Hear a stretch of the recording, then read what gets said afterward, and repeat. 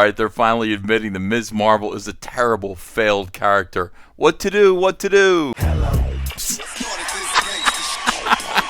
If you're enjoying this content, please hit that like and subscribe button. We need you here. Just give up. Just throw this character away, or just fire everyone in the comics division and just bring over the people, the groomers over at Disney, and let them do whatever they want to do with the comics, because that's where we're heading. And I'll tell you something, CBR, you kind of are agreeing with me and admitting that I am right in this article. Welcome to Comic Artist Pro Secrets. I'm Ethan Van Sciver, 29-year veteran of the comic book industry. So happy to be with you guys again. Do me a favor, if you're new around here, hit that subscribe button, ring the bell for notifications, like this video, share this video, help me push past YouTube, who has shadow banned this channel. We are hidden from non-subscribed viewers, and we got to fight that so that we can get our message out to more people and they can stop making garbage like this. Yes, that's how we win, everyone. All right, so we got this hilarious article in CBR today, comic book resources. I always want to call it comic book you know what I mean. But I'm not. I think it's comic book resources. They are a hilariously biased shill comic book media website. And by the way, none too friendly with the good folks at Comicsgate like me. If you go over there on their message boards and talk about CYBERFROG, just mention CYBERFROG, you will be banned, your account will be taken down, you will receive a notification from the mods that you are evil and your life is over and you are fired from your job and canceled and all that stuff. That's how serious it is over there. They really are evil gatekeepers, which is why this article is extra funny. Ms. Marvel might as well become a mutant in the comic too. All right, so what happened here? What is this character? How did this character come to be? Ms. Marvel, Kamala Khan, came to be because Marvel suddenly gained an interest. These two things happened simultaneously, amazingly enough. Marvel Comics suddenly gained an interest in diversity, inclusion, and equity, and they decided that they needed a Muslim and a female superhero. That's interesting. At the same time, Marvel Comics was opening the gates to a lot of weird feminist activists who came in and basically said, hey, look, I mean, you know, we love comics, but the comic book industry is pretty sexist. It's a boys' club. Don't you want to let more girls in here? If you make comics for women, your sales will double because there are just as many women as there are men. Don't you want more money? You're leaving money on the table by not making comics by and for women. And these dummies in the comic book industry all nodded their heads and said, yeah, that makes sense, sure. Hey, you guys, ask your wives. You know, about most wives, aside from actual, like, legitimate fans, most guys, ask any woman. Just walk up to them and say, do you want to read some comic books? They'll say no. What if I fill them with lesbians? Then will you want to read them? No, I don't want to read them even if they're full of lesbians. These women don't care about the things that men care about. They just don't. Comic books are mostly like 90% a male hobby. That's just reality no matter how you spin the numbers. So allowing these feminist activists to come in and ruin comics did just that. They just ruined the comic books. They just made them for absolutely nobody. They chased away their largely male audience, and now the comic book industry shrinks every single year. We are now Japan's bitch as a Western comic book industry, and it is very sad indeed. Didn't need to be this way. Anyway, these feminist activists were Trojan horses. We don't even need to say that. They were Trojan horses for the social justice issue on a larger scale. That has eroded the comic book industry from the inside as well. And now it is a hollow husk, and a bunch of weirdos are wearing the comic book industry as a skin suit and dancing around, making fun of former fans, calling them toxic. Whew. All right. So that all happened. And then what also happened was DC Comics and Marvel Comics got into a legal battle over who had the right to use the name Captain Marvel. DC Comics, of course, had Billy Batson Shazam Captain Marvel a long time. This character is very popular. But then there's Marvel Comics, and they also have characters named Captain Marvel. The court decided that Marvel Comics had the more vested interest in using the name Captain Marvel, so they granted that right to Marvel Comics as long as Marvel Comics exercised the trademark pretty vigorously, which they've been doing, which is why you see Captain Marvel everywhere with Brie Larson and Ms. Marvel here, and they're basically acting as though these characters are the most popular superheroes in Marvel's canon. Of course, they are. They're not. Nobody likes these characters, not in reality. Okay, so, and also DC Comics is now calling them their Marvel family Shazam. All right, so on top of this, you've got Sana Amanat, who came in with the first wave of activists.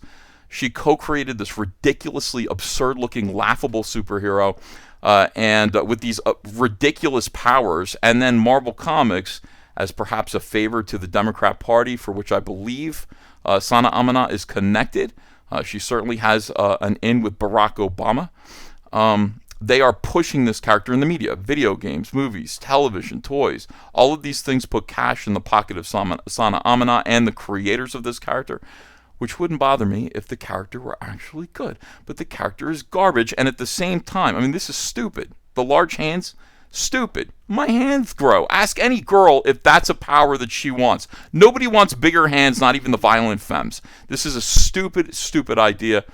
Shame on the creative team who did this. Now, we have been gaslit for years that Ms. Marvel is super mega popular, guys. Everyone, she sells really, really well in trades. You have to trust me, guys. No, you cannot see the numbers. Why do you ask? This is one of the first little hints that the SJWs over at CBR know that's not true. Ms. Marvel ended up with a TV show, but Ms. Marvel had to be completely redone. Kamala Khan's power sets had to be changed. She is now a mutant. Her powers are more Green Lantern energy oriented. And basically, it's a brand new character with the same name and the same stupid costume, which I'm sure will change eventually. But it is essentially a brand new superhero. So the good people at the groomers, the disgusting groomers, satanic groomers over at Disney, took a look at Ms. Marvel as generated by, Marvel Comics and said, oh, all right, we'll have to fix this character. So this article is full of lies and contradictions here. It's pretty funny. Ms. Marvel is one of the most popular new characters to come out of Marvel Comics in the past decade. Well, that might be true because Marvel Comics isn't creating any new characters. They're just taking their old ones and making them black and gay. The broader properties she's part of can't have the same said about them. Unable to access the X-Men for the MCU due to existing contractual obligations, blah, blah, blah. These efforts largely failed to generate heat for the relatively niche property. That's Inhumans, Jack Kirby, Stan Lee. They did a really bad job on getting the Inhumans out there. They're a pretty great, comic book team. The eventual MCU TV series proved to be the universe's first and perhaps still biggest failure. Meanwhile, Carol Danvers' Captain Marvel has been dogged by largely Comicsgate. That's us. Hashtag Comicsgate. We will win. Generated controversies in comics and on screen. Don't blame us. Brie Larson generated those controversies. We merely noted them, commented on them, laughed at them. Captain Marvel sucks. That is just the fact of the matter. Nobody can deny that.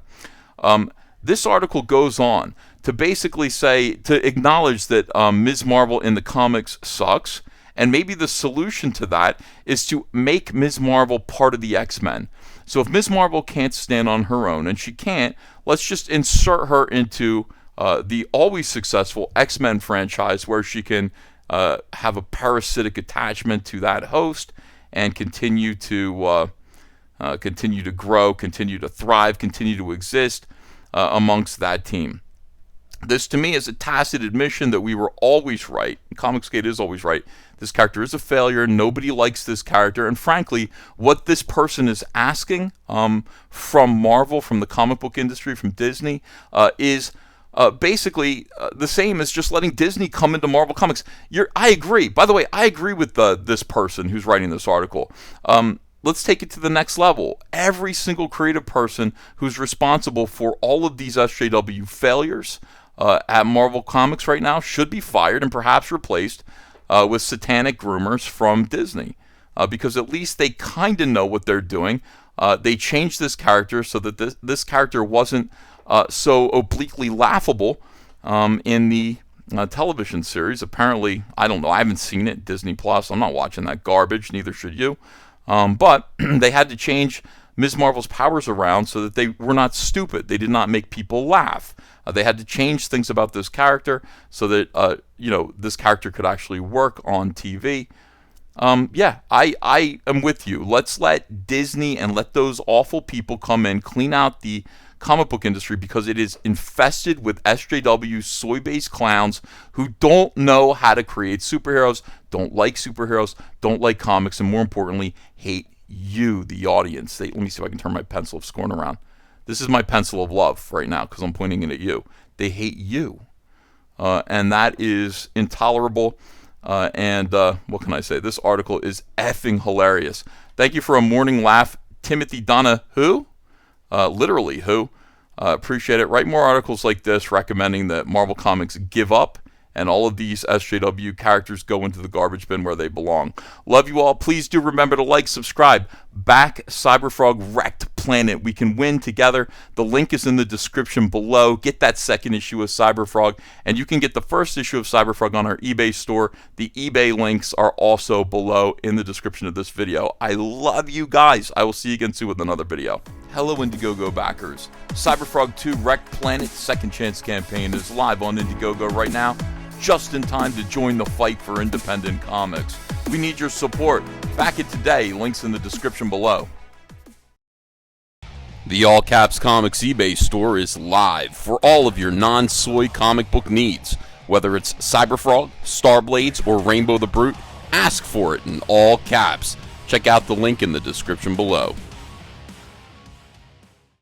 Hey, come follow me on Twitter, @EthanVanSkyver.